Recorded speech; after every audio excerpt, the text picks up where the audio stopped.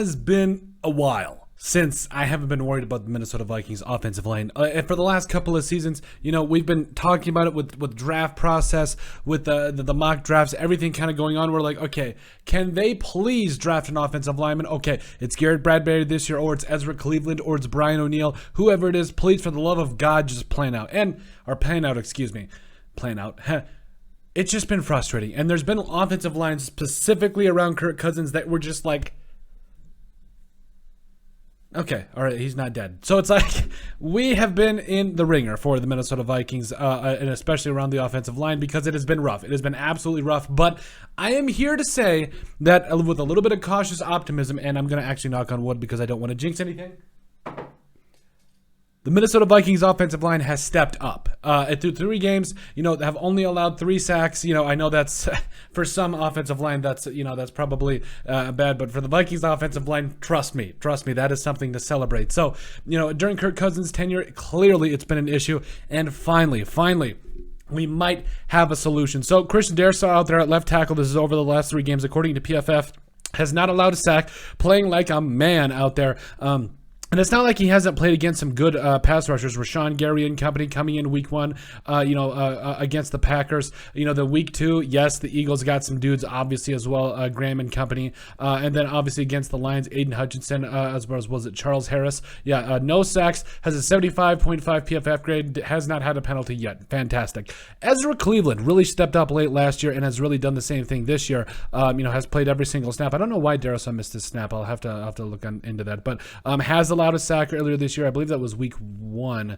But overall, has played very solid there at left guard. 68.7 PFF grade. Also does have a penalty. But the story of the century for me, man, the gel, the very probably the most pleasant surprise here, for the Vikings, definitely Garrett Bradbury, who has played like there is no tomorrow because, well, there isn't. Mainly because, the Vikings didn't pick up his 5th-year option, but it is what it is at that point. So, yes, Garrett Bradbury playing every single snap as well, 195 snaps, has not allowed a sack, which, against Kenny Clark, that man has at least allowed 10 sacks just with Kenny Clark coming in too and playing him twice a year. But I got to give him props. Garrett Bradbury has definitely stepped up, has not allowed a sack because he has had a 69.8 PFF grade, has only had 1 penalty this year. Ed Ingram, the rookie coming in out of LSU, the 2nd-round pick, a lot of people, I think, were kind of, they were hesitant. They were hesitant to see, kind of how he handled himself against the 49ers. And then you saw him in the regular season.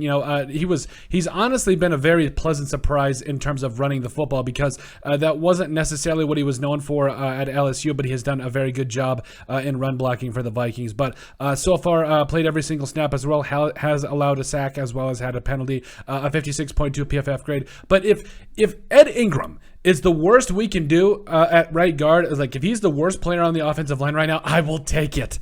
I will absolutely take it because we've had some dudes there at right guard that have not worked out. Drew Samia, Oli Udo, There's just so many. I could go on for days, but it's been very frustrating. And now that the fact that they finally have a right guard there that seems to be competent, it's definitely a silver lining for the Vikings offensive line. Then Brian O'Neill doing his thing, 195 snaps this year, has allowed 1 sack, but overall has recovered nicely, has a 75.9 PFF grade, and has had 0 penalties. So, that whole entire offensive line. Now, again, we say this with quiet optimism as the Vikings lead the NFC North, are 2-1. The offensive line, like I said, it's just back in like the TJ Clemming days, or, there's so many names that we could throw out there that probably would give Vikings fans a lot of pain.